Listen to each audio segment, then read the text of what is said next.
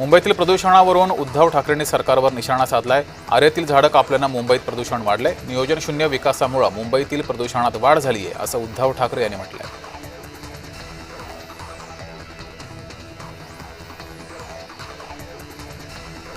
हिंदुत्वाच्या नावाखाली भ्रष्टाचार सुरू आहे। नाशिकमधील साधुग्रामसाठी तपोवनातील झाडं नष्ट केली जाणार। कुंभमेळ्याला विरोध नाही, झाडं तोडण्याला विरोध आहे असं वक्तव्य उद्धव ठाकरे यांनी केलंय।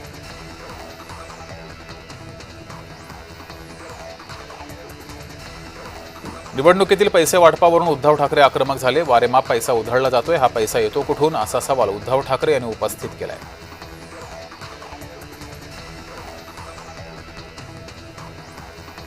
आमचे खासदार सभागृहात वंदे मातरम बोलणारच, हिंमत असेल तर संसदेबाहेर काढून दाखवा असं वक्तव्य उद्धव ठाकरे यांनी केलंय।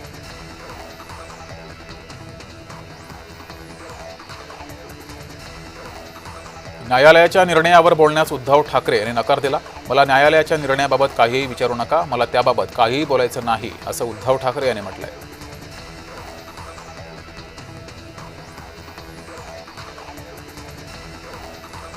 राज्याच्या तिजोरीवरून उद्धव ठाकरेंनी सरकारवर टीका केली आहे। अर्थमंत्री म्हणतात माझ्याकडे तिजोरी आहे, पाटील म्हणतात आमच्याकडे तिजोरीचा मालक आहे, दाढीवाल्याकडे काय त्याचं त्यालाच माहीत असं म्हणत उद्धव ठाकरे यांनी टीका केली आहे।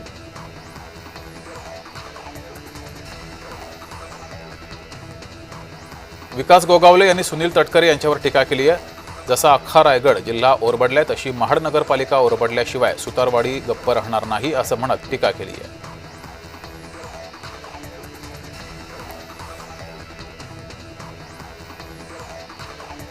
वर्ध्यामध्ये भाजप उमेदवाराच्या प्रचारासाठी चित्रा वाघ यांनी रॅली काढली। चित्रा वाघ यांच्या प्रचार रॅलीला उत्स्फूर्त प्रतिसाद मिळाला।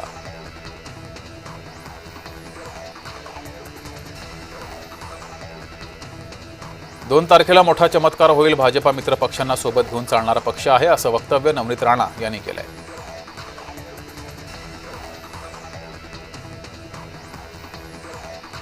अंबरनाथमध्ये भाजपा आरपीआयने युती केली आहे। सिव्हिल इंजिनियर असलेल्या महिलेला उमेदवारी दिली असून शहरामध्ये प्रचार रॅली काढत शक्ती प्रदर्शन केलं गेलं।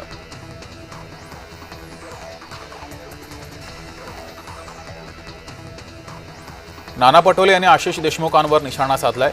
सत्तेचा माज असल्यामुळे कुठे काय बोलायचं तारतम्य नाही, फडणवीसांनी आशिष देशमुखांना मंत्रिमंडळातून बाहेर काढावं असं वक्तव्य नाना पटोले यांनी केलंय।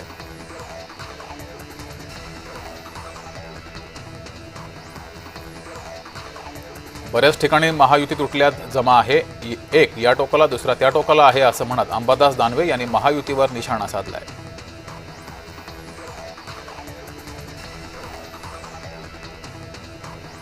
नवनीत राणा यांनी उद्धव ठाकरेंवर टीका केली आहे। राम मंदिरावर बोट दाखवेल त्याची बोट छाटू, शिवसेना प्रमुखांनी विचार जपला, उद्धव ठाकरेंनी विचार विकला असं म्हणत नवनीत राणा यांनी टीका केली आहे।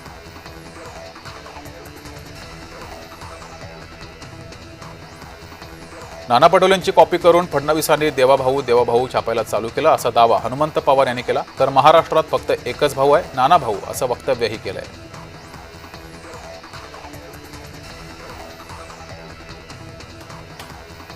रामखाडे हल्ला प्रकरणावरून सुरेश धस यांची नार्को टेस्ट करा अशी मागणी पवार गटाच्या युवक काँग्रेसचे प्रदेशाध्यक्ष मेहबूब शेख यांनी केली आहे।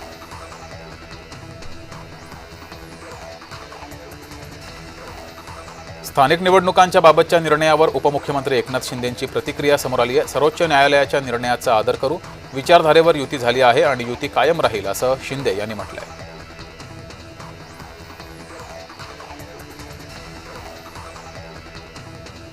मंत्री संजय शिरसाट यांच्या अडचणी वाढल्यात। सिडकोच्या 4,500 कोटींच्या कथित घोटाळ्याची चौकशी करण्यात आली। चौकशी समितीचा निकाल येईपर्यंत वाट बघा असं वक्तव्य मंत्री संजय शिरसाट यांनी केलंय।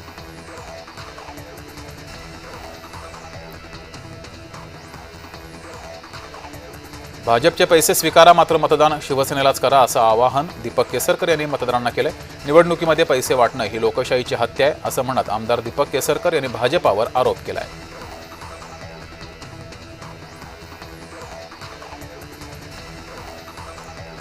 कोर्टाच्या निवडणुकीच्या निकालावर टांगती तलवार आहे असं वक्तव्य काँग्रेस नेते विजय वडेट्टीवार यांनी केलंय। ओबीसींना मूर्ख बनवण्याचा सरकारचा प्रयत्न आहे असंही वडेट्टीवार यांनी म्हटलंय।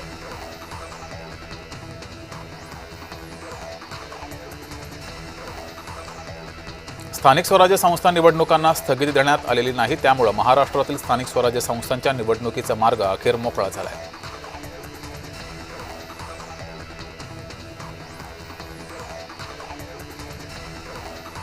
गुलाबराव पाटलांनी या महिन्यात तुमच्या घरात लक्ष्मी येईल असं वक्तव्य केलं होतं. यावर त्यांनी आता वाद झाल्यानंतर सारवासारव केली आहे. माझा लक्ष्मी बोलण्याचा अर्थ वेगळा काढण्यात आला अशी सारवासारव केली आहे.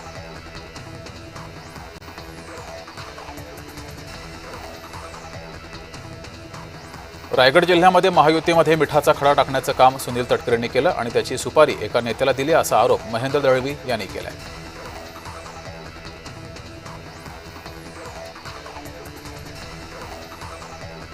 अमरावती जिल्हा परिषद आणि पंचायत समितीच्या मतदार यादीची अखेर घोषणा करण्यात आली आहे. 15,35,000 मतदार हे 890 मतदान केंद्र असणार आहेत. 59 जिल्हा परिषद मतदारसंघ आणि 14 पंचायत समित्यांमध्ये 118 मतदारसंघ आहेत.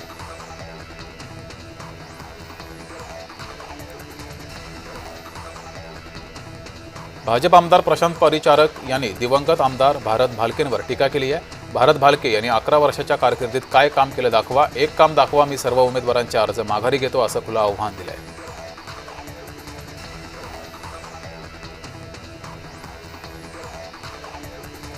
वाशिम नगर परिषद निवडणुकीसाठी वंचित बहुजन आघाडीकडून नगराध्यक्षपदाचे उमेदवार वैभव उलेमाले यांच्या प्रचारार्थ जाहीर सभा आयोजित केली गेली. तरुण उमेदवाराला पहिलीच मोठी संधी देत वंचितनं शहरात नवीन नेतृत्वाचा मुद्दा समोर आणलाय.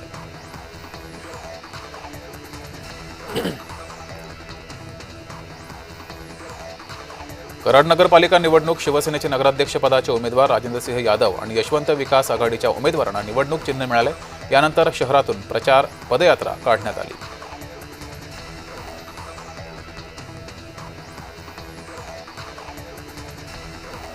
कराड नगरपालिका निवडणुकीमध्ये भाजपाचे आमदार अतुल भोसले यांच्या कोपरा सभांचा धडाका सुरू आहे. सभा पदयात्रेसह अतुल भोसले यांनी थेट नागरिकांशी संवाद साधण्यावर भर दिलाय.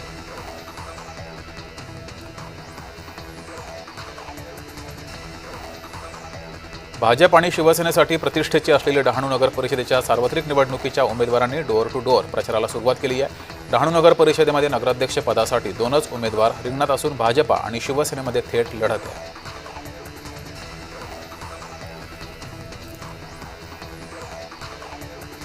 विधिमंडळ सचिवालयाचे अधिकारी कर्मचारी आज नागपुरात गेलेत. 8 डिसेंबरपासून सुरू होणाऱ्या हिवाळी अधिवेशनासाठी मुंबईतील संपूर्ण विधिमंडळातील सचिवालय हे नागपुरात असून आजपासून म्हणजेच शुक्रवारपासून विधानभवनातील सुरक्षा व्यवस्था ताब्यात घेतली आहे.